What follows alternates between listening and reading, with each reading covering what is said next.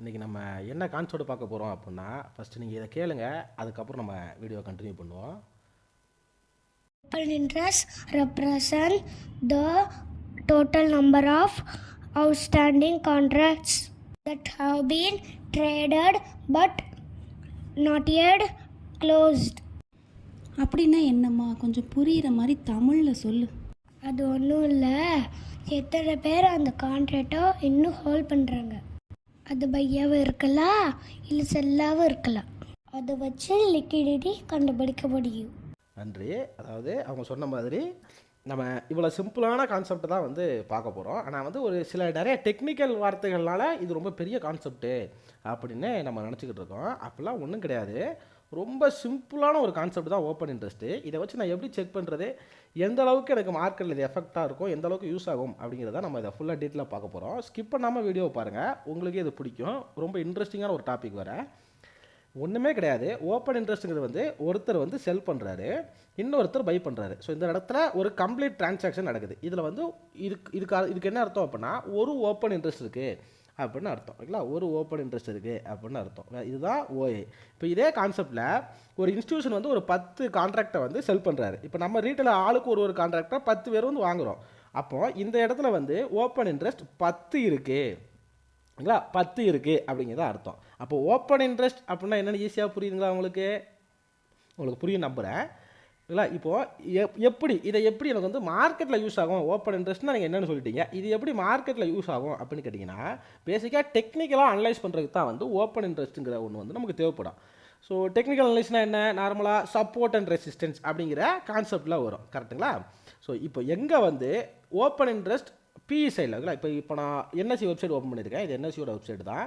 நீங்கள் நார்மலாக இது எப்படி எடுக்கணும் அப்படின்னு தெரியல, நார்மலாக கூகுளில் போய்ட்டு என்எஸ்சி ஓப்பன் இன்ட்ரெஸ்ட் அப்படின்னு போட்டாலும் சரி, ஆப்ஷன் சேஞ்ச் போட்டாலும் உங்களுக்கு ஆட்டோமேட்டிக்காக இது கிடச்சிரும். ஓகேங்களா? அந்த டேட்டா கிடச்சிரும். உங்களுக்கு என்ன ஸ்டாக் வேணுமோ அது நீங்கள் நிஃப்டினா நிஃப்டி, அப்படின்னா ஸ்டாக் வேணா அந்த செலக்ட் சிம்பிள் இருக்குங்களா, இதில் நீங்கள் சர்ச் பண்ணி பார்த்துக்கலாம். ஸோ நார்மலாக எக்ஸ்பைரி டேட்டு, ஸ்ட்ரைக் ப்ரைஸை தனியாக வேணாலும் நீங்கள் செலக்ட் பண்ணி பார்த்துக்கலாம். ஓகேங்களா? ஸோ பேசிக்காக நம்ம கான்செப்ட்டுக்கு வருவோம். சப்போர்ட் அண்ட் ரெசிஸ்டன்ஸை வந்து ரொம்ப ஈஸியாக ஃபைன் பண்ணுறதுக்கு வந்து அந்த ஓப்பன் இன்ட்ரெஸ்ட் வந்து ரொம்ப நமக்கு வந்து ஹெல்ப் பண்ணும். எப்படி ஹெல்ப் பண்ணும் அப்படின்னு பார்த்தீங்க அப்படின்னா, எங்கே ஓப்பன் இன்ட்ரெஸ்ட் வந்து அதிகமாக இருக்கோ, அதாவது புட் சைடில், ஓகேங்களா, புட் சைடில் எங்கே அதிகமாக இருக்கோ அதை வந்து சப்போர்ட் அப்படின்னு கன்சிடர் பண்ணிப்பாங்க. கால் சைடில் எங்கே அதிகமாக இருக்கோ அதை வந்து ரெசிஸ்டன்ஸ் அப்படின்னு கன்சிடர் பண்ணிப்பாங்க. ஸோ எதுக்காக வந்து கால் சைடில் வந்து இருக்கிற ரெசிஸ்டன்ஸு, புட் சைடில் இருக்கிறது வந்து சப்போர்ட்டு அப்படின்னு கன்சிடர் பண்ணிக்காங்கன்னு கேட்டிங்கன்னா, என்றைக்குமே சப்போர்ட்டுங்கிறது கீழே தான் இருக்கும். மார்க்கெட்டில் ட்ரேட் பண்ண உங்களுக்கு தெரியும், சப்போர்ட்டுங்கிறது கீழே தான் இருக்கும், ரெசிஸ்டன்ஸ் அப்படிங்கிறது வந்து மேலே தான் இருக்கும். ஸோ இப்போ நீங்கள் மார்க்கெட் மேலே போகுதுன்னா என்ன பண்ணுவீங்க? காலை தான் வந்து பை பண்ணுவீங்க. கரெக்டுங்களா? பட் அதே சேம் டைமில் செல்லர்ஸ் என்ன பண்ணுவாங்க? காலை செல் பண்ணுவாங்க. கரெக்டுங்களா? காலை செல் பண்ணுவாங்க. ஓகேங்களா? ஸோ உங்களுக்கு புரியும் நினைக்கிறேன். ஸோ அவங்க மார்க்கெட்டு மேலே போகும் அப்படின்னு நினச்சாங்க அப்படின்னா புட்டை செல் பண்ணுவாங்க. ஸோ மார்க்கெட்டு கீழே போகும் அப்படின்னு நினச்சாங்க அப்படின்னா காலை செல் பண்ணுவாங்க. அதாவது ரெசிஸ்டன்ஸை செல் பண்ணுவாங்க. ஸோ மேலே போங்கன்னா சப்போர்ட்டை செல் பண்ணுவாங்க. கரெக்டுங்களா? ஸோ கன்ஃபியூஸ் ஆகிக்காதீங்க. அதை எக்ஸாம்பிளோடையும் நம்ம காமிப்போம். ஸோ ஒருவேளை கன்ஃபியூஷன் ஏதாவது இருந்துச்சு அப்படின்னா நீங்கள் எனக்கு கமெண்ட்டில் சொல்லுங்கள், அதையுமே நம்ம கிளாரிஃபை பண்ணுவோம். பட் எக்ஸாம்பிளோட தான் பார்க்க போகிறோம், கவலைப்படாதீங்க, ஃபுல்லாக பாருங்கள். அண்ட் நீங்கள் அதேமாதிரி இந்த ஓப்பன் இன்ட்ரெஸ்ட் அப்படிங்கிற கான்செப்ட் எடுத்துக்கிட்டிங்க அப்படின்னா, நம்ம எப்போவுமே வந்து செல்லர் ப்ரொஸ்பெக்டில் தான் பார்க்கணும் அப்படிங்கிற ஒரு வார்த்தைகள் வந்து சொல்கிறாங்க. எதுக்கு அப்படிங்கிறத யாருமே சொல்ல மாட்டாங்க. இப்போ பேசிக்காக ஒரு பையர் பார்த்தீங்க அப்படின்னா 5,000 இருந்து 10,000 இருந்துச்சு அப்படின்னா அவங்க வந்து பை பண்ணிவிட்டு போயிடலாம். கரெக்டுங்களா? பட் செல்லருக்கு வந்து அப்படி கிடையாது. ஒருவேளை பையருக்கு லாஸ் ஆனாலுமே அந்த 5,000 இருந்து 10,000 தான் லாஸ் இருக்கும். பட் செல்லருக்கு அப்படி கிடையாது. ஹை மார்ஜின் யூஸ் பண்ணி பண்ணுவாங்க. அதாவது 1 லட்ச ரூபா 2 லட்ச ரூபா யூஸ் பண்ணி பண்ணுவாங்க. அவங்களோட லாஸ் பார்த்தீங்க அப்படின்னா அன்லிமிட்டட் லாஸ் ஆகும். அப்போ பேசிக்காக அன்லிமிட்டட் லாஸ் ஆகிறப்ப என்ன பண்ணுவாங்க? எக்ஸ்ட்ரா பொசிஷன் ஆட் பண்ணுவாங்க. இந்த மாதிரி நிறைய விஷயங்கள் ஹெட்ஜிங் பண்ணுவாங்க, நிறைய விஷயங்கள் இருக்குது. அதனால தான் நம்ம வந்து செல்லர் சைடில் இருக்கிறத நம்ம எப்போவுமே கன்சிடர் பண்ணிக்கிறோம் அப்படிங்கிறத நான் சொல்லிக்கிறேன். இந்த ஆப்ஷன் பையிங்கை பொறுத்த வரைக்கும் மோஸ்ட் ஆஃப் த பிளேயர் என்ன பண்ணுவாங்க? இன்ட்ராடே ட்ரேடராக தான் இருப்பாங்க. இன்ட்ராடே ட்ரேடராக தான் இருப்பாங்க. ஏன்னா டைம் டிகே அப்படிங்கிற ஒரு கான்செப்ட் இருக்குது. அதனால தான் நம்ம ஓப்பன் இன்ட்ரெஸ்ட்டை பொறுத்த வரைக்கும் செல்லர் ப்ரொஸ்பெக்டிவ், அது காலாக இருந்தாலும் சரி புட்டாக இருந்தாலும் சரி, செல்லர் ப்ரொஸ்பெக்டிவில் நம்ம வந்து கன்சிடர் பண்ணிக்கிறோம். ஸோ அப்போ இந்த ஓஐ அப்படின்னா என்ன அப்படிங்கிற கான்செப்ட் உங்களுக்கு புரிஞ்சிருக்கும் அப்படின்னு நினைக்கிறேன். ஸோ இப்போ இங்கே வரலாம். வால்யூம் அப்படின்னு இந்த சேஞ்ச் இன் ஓஐ வந்து கடைசியாக பார்ப்போம். வால்யூம் அப்படிங்கிற ஒரு கான்செப்ட்டு இங்கே கொடுத்துருக்காங்க. கரெக்டுங்களா? ஸோ எப்போவுமே மார்க்கெட்டை பொறுத்த வரைக்கும் எங்கே ஹை வால்யூம் இருக்கோ அங்கே தான் வந்து ஒரு ட்ரேடுக்கான லிக்விடிட்டி இருக்கும் அப்படிங்கிறது நம்பப்படுது. ஓகேங்களா, லிக்விடிட்டி இருக்கும் அப்படிங்கிறது நம்பப்படுது. இந்த லிக்விடிட்டி, வால்யூம் இதெல்லாம் வந்து டெக்னிக்கல் வேர்டு தான். அது என்ன அப்படிங்கிறது நம்ம பார்ப்போம். ஓகேங்களா, பேசிக்காக வால்யூம் பேஸ் பண்ணி தான் வந்து இங்கே வந்து மக்கள் இங்கே சார்ட்டில் வந்து ட்ரேட் நடக்கும் அப்படிங்கிறதையும் நான் சொல்லிக்கிறேன். ஸோ இப்போ நான் எடுத்து வச்சிருக்கிறது வந்து ரிலையன்ஸோட டேட்டா. ஓகேங்களா, ரிலையன்ஸோட டேட்டா. ஸோ அதுக்கு முன்னாடி இந்த வால்யூமுக்கும் இந்த ஓஏக்கும் என்ன டிஃப்ரென்ஸ் அப்படிங்கிறத பார்த்துட்டு வந்துடலாம். ஓகேங்களா, என்ன டிஃப்ரென்ஸ் அப்படிங்கிறத பார்த்துட்டு வந்துடலாம். இப்போ ரிலையன்ஸ் வந்து கரண்ட்டாக 1275 ட்ரேட் ஆகிட்டு இருக்கு. ஸோ நம்ம ஒரு அட் த மணி ரேஞ்சில் வந்து பார்த்துக்கலாம். ஓகேங்களா, 1270 ட்ரேட் ஆகிட்டு இருக்கு. இப்போ இந்த வால்யூமுக்கும் இந்த ஓஏக்கும் என்ன டிஃப்ரென்ஸ் அப்படிங்கிறத பார்க்கலாம். ஓகேங்களா, இப்போ நான் வந்து ஒரு 10 கான்ட்ராக்ட் வாங்குறேன் அப்படிங்கிறத எக்ஸாம்பிள் வச்சுக்கோங்க. நான் வந்து ஒரு 10 கான்ட்ராக்ட் வந்து வாங்கியிருக்கேன். 10 கான்ட்ராக்ட் வாங்கியிருக்கேன். ஒரே ஒரு நிமிஷம். ஓகே, ஸோ நான் வந்து ஒரு 10 கான்ட்ராக்ட் வந்து வாங்கியிருக்கேன், இல்லை விற்கிறேன் அப்படின்னு வச்சுக்கோங்க. ஸோ காலையில் நான் வந்து ஒரு 10 கான்ட்ராக்ட் வாங்கியிருக்கேன், இல்லை விற்றுருக்கேன். பேசிக்காக செல்லர் செல் எடுத்துக்கிட்டாலும் சரி, பையர் செல் எடுத்துக்கிட்டாலும் சரி. ஓகேங்களா, ஒரு எக்ஸாம்பிளுக்காக தான் கொடுக்குறேன். 10 கான்ட்ராக்ட் வந்து நான் வாங்குறேன் அப்படின்னு வச்சுக்கோங்க. இப்போ ரீட்டைலர், ஓகேங்களா, இப்போ வந்து ஒரு ரீட்டைலர்லாம் சேர்ந்து ஆளுக்கு ஒரு கான்ட்ராக்ட்டு 5 கான்ட்ராக்ட் வாங்குறாங்க மொத்தம். அதாவது ஆளுக்கு ஒரு கான்ட்ராக்ட்னு சொல்லிட்டு 5 பேர் வாங்குறாங்க அப்படின்னு வச்சுக்கோங்க. அப்போது மொத்தமாக எவ்வளோ இருந்திருக்கும்? 15 இருந்திருக்கும். கரெக்டுங்களா, 15. அப்போ இந்த 15ங்கிறது வந்து ஓவரால் வால்யூம். ஓகேங்களா, இங்கே நடக்கிற ஓவரால் வால்யூம் இந்த 15 அப்படின்னு இருக்கு இல்லைங்களா. அதேமாதிரி இப்போ இங்கே 12,000 அப்படின்னு இருக்கு இல்லைங்களா. இப்போ இங்கே வந்து 12,000 வால்யூம் இருக்குது அப்படிங்கிறது வந்து மொத்தமாக ஓவராலாக என்ன வாங்கியிருக்காங்க, என்ன விற்றுருக்காங்க அப்படிங்கிற கான்செப்டில் இருக்கிறது தான் வால்யூம்ங்கிறது. ஓகேங்களா, ஸோ இது காலையில் நான் இப்போ என்ன பண்ணுறேன். ஓகேங்களா, இப்போ நான் என்ன பண்ணுறேன், ஸோ எனக்கு மதியம் ஆஃப்டர்நூனுக்கு மேலே வந்து நான் என்ன பண்ணுறேன் அப்படின்னா ஒரு 5 கான்ட்ராக்ட் வேண்டாம் அப்படின்னு நான் கொடுத்துட்றேன். ஓகேங்களா, நான் என்ன பண்ணுறேன், 5 கான்ட்ராக்ட் வேணான்னு கொடுத்துட்றேன். அந்த ரீட்டைலர் ஒரு 5 பேர் வாங்கினாங்க இல்லைங்களா, அவங்களுமே வேணான்னு கொடுத்துட்றாங்க. அப்போ ஓவராலாக என்ன நடந்திருக்கும், ஓவராலாக 25 வந்திருக்கும். அப்போ 25ங்கிறது வந்து வால்யூம். ஓகேங்களா, உங்களுக்கு கன்ஃபியூஸ் ஆகாதுன்னு நினைக்கிறேன். நான் ஃபஸ்ட்டு வந்து ஒரு 10 கான்ட்ராக்டை வாங்கியிருந்தேன். அதுக்கப்புறம் என்ன பண்ணுறாங்க, ரீட்டைலர் வந்து ஒரு 5 கான்ட்ராக்டை வந்து வாங்குறாங்க. 5 கான்ட்ராக்டை வாங்குறாங்க. அப்போ வந்து வால்யூம் 15 இருந்துச்சு. நான் எண்ட் ஆஃப் த டே மார்க்கெட்டை முடியதுக்கு முன்னாடி என்ன பண்ணுறேன், எனக்கு வேண்டாம் அப்படின்னு சொல்லிட்டு ஒரு 5 கான்ட்ராக்டை நான் விற்றுறேன். அப்போ எனக்கு வந்து மீதி 5 இருக்கும். கரெக்டாக, அது 5 இருக்கும், அது அங்கேயே இருக்கட்டும். இல்லைங்களா, 5 கான்ட்ராக்ட் வேணான்னு கொடுத்துட்றேன். இவங்க 5 பேர் வாங்கினாங்க இல்லைங்களா, அந்த 5 பேருமே கொடுத்துட்றாங்க. அப்போ 5 + 5 மொத்தமாக 25. இந்த 25ங்கிறது வந்து வால்யூம். உங்களுக்கு புரியும் நினைக்கிறேன். அப்போ இங்கே என்ன நடந்திருக்கும், இவங்க வாங்கினதாகவும் இருந்திருக்கலாம். ஸோ கடைசியில் ஸ்கொயர் ஆஃப் பண்ணதாகவும் இருந்திருக்கலாம். மொத்தமாக சேர்த்து தான் இங்கே வால்யூம் அப்படிங்கிற கான்செப்ட் சொல்லப்படுது. ஸோ அப்போ ஓப்பன் இன்ட்ரெஸ்ட்னா என்ன, இந்த அன்செட்டிலிங் கான்ட்ராக்ட். இப்போ இந்த கால்குலேஷனில் அன்செட்டிலிங் கான்ட்ராக்ட்னா என்ன, நம்ம அந்த 5 ஒரு ஓரமாக இருக்குன்னு சொன்னீங்களா, இந்த 5 கான்ட்ராக்ட் வந்து இன்னும் செட்டில்மெண்ட் பண்ணாமல் இருக்குது. நான் வந்து அதை ஸ்கொயர் ஆஃபும் பண்ணலை, அதை அப்படி வச்சுருக்கேன். அப்போ அதுதான் வந்து ஓப்பன் இன்ட்ரெஸ்ட். அப்போ உங்களுக்கு வால்யூமுக்கும் ஓப்பன் இன்ட்ரெஸ்ட்டுக்கும் டிஃப்ரென்ஸ் என்ன அப்படின்னு உங்களுக்கு புரியும்னு நினைக்கிறேன். உங்களுக்கு புரியும் நம்புகிறேன். அப்படி புரியலன்னா நீங்கள் எனக்கு திருப்பி கமெண்ட்டில் சொல்லுங்கள், நம்ம அதில் கண்டினியூ பண்ணுவோம். ஓகேங்களா, ஒருவேளை இந்த நம்ம ஃபஸ்ட்டு ஒரு 15 கான்ட்ராக்ட் வாங்கணும் இல்லைங்களா, 15 கான்ட்ராக்ட் வாங்கணும். அது போக அந்த 10 கான்ட்ராக்ட் வாங்கணும். ஒரு 5 பேர், அதுக்கப்புறம் ரீட்டைலர் ஒரு 5 ஆளுக்கு ஒரு வாங்கினாங்க இல்லைங்களா, அந்த 5 இவங்க எல்லாருமே வந்து ரெண்டு பேருமே ஸ்கொயர் ஆஃப் பண்ணல அப்படின்னா ஓப்பன் இன்ட்ரெஸ்ட் என்னவா இருக்கும், வால்யூம் என்னவா இருக்கும் அப்படிங்கிறத நீங்கள் இதையுமே எனக்கு கமெண்ட்டில் சொல்லுங்கள். ஓகேங்களா, ஏன்னா உங்களுக்கு ஒரு புரிஞ்சுதா புரியலையா அப்படிங்கிறத நானும் தெரிஞ்சுப்பேன். அதுக்கான கிளாரிஃபிகேஷனையும் நான் கொடுக்கறதுக்கு யூஸ்ஃபுல்லாக இருக்கும். பேசிக்காக டபுள் சைடட் ஹெல்ப் அப்படிங்கிற மாதிரி இருக்கும். தப்பாகவே இருந்தாலும் நம்ம கிளாரிஃபை பண்ணிக்கலாம்.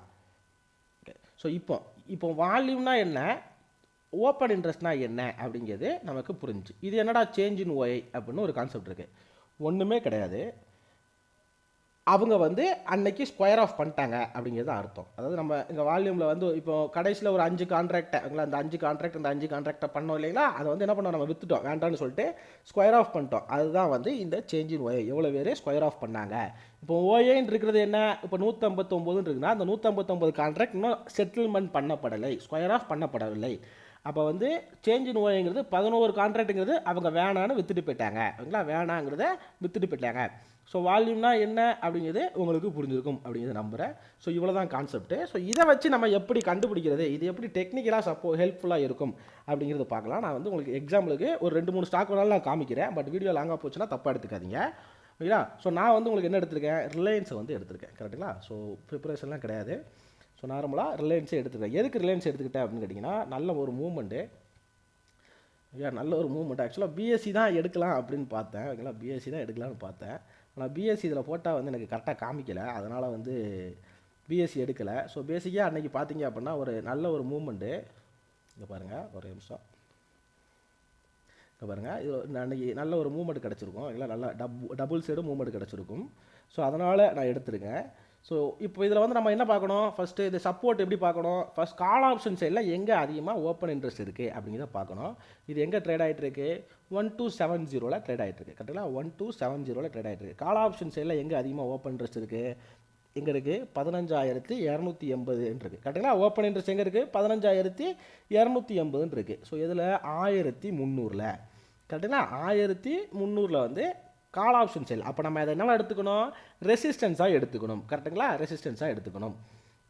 நம்ம அப்படியே எடுத்து பார்த்துடலாமா. இப்போ 1300ங்கிறது வந்து இங்கே பாருங்கள், இந்த இடத்துல நடந்திருக்கு பாருங்கள், உங்களுக்கு தெரியும் நினைக்கிறேன். 1300 ஒரு பாயிண்ட் 2 பாயிண்ட் டிஃப்ரென்ஸ் இருந்துச்சு அப்படின்னா அந்த ஸ்லிப்பேஜஸ் வந்து இருக்க தான் செய்யும்.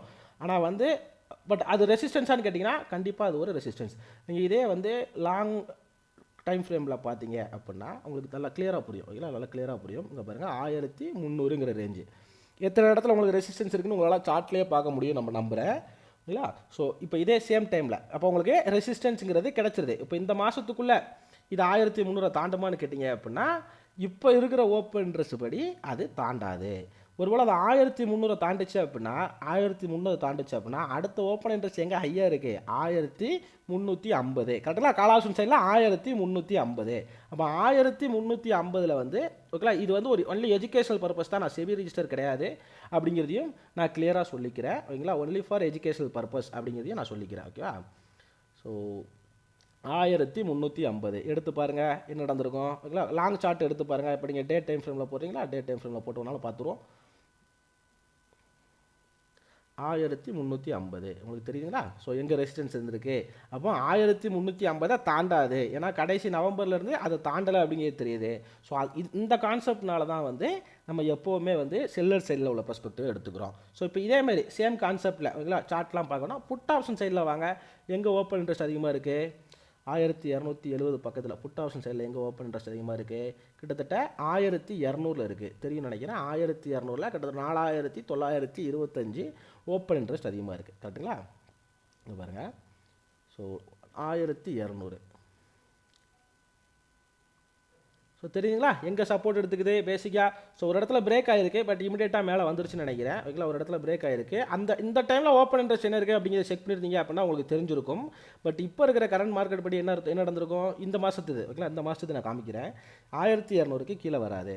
ஒருவேளை 1200க்கு கீழே வந்தாலும் எங்கே ஓப்பன் இன்ட்ரெஸ்ட் அதிகமாக இருக்குது அப்படிங்கிறத பார்க்கணும். பெருசாக இல்லை ஓகேங்களா, பெருசாக இல்லை. 1150 இருக்குது. ஓகேங்களா, தெரியுங்களா, உங்களுக்கு புரியும் நினைக்கிறேன். 1150 இருக்குது.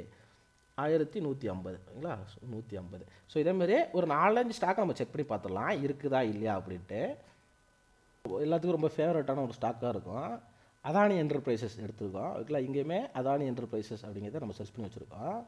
ஒன்றும் இல்லை, நான் அப்படி லைவாக காமிக்கிறேன். இங்கே பாருங்கள் எங்கே ட்ரேட் ஆகிட்டுருக்கு, 2315 ட்ரேட் ஆகிட்டுருக்கா. 2300க்கு நியர்பையாக இருக்கிற வேல்யூ எடுத்துக்கும். ஓகேவா, ஸோ எங்கே கால் ஆப்ஷன் சைடில் ஓப்பன் இன்ட்ரெஸ்ட் அதிகமாக இருக்குது, 3279 இருக்குது. இதில் 2400 தெரியுதுங்களா. அப்போ 2400ங்கிறது இதில் வந்து ஒரு ரெசிஸ்டன்ஸ் தெரியுதுங்களா உங்களுக்கு தெரியும் நினைக்கிறேன். அதுமாதிரி ஓகே எக்ஸாக்டாக ஓகேவா. இப்போ உங்களுக்கு தெரியும் நினைக்கிறேன் என்ன நடந்திருக்கு அப்படிங்கிறத உங்களால் பார்க்க முடியும்னு நினைக்கிறேன். கண்ணால் நடந்த விஷயந்தான் 2400.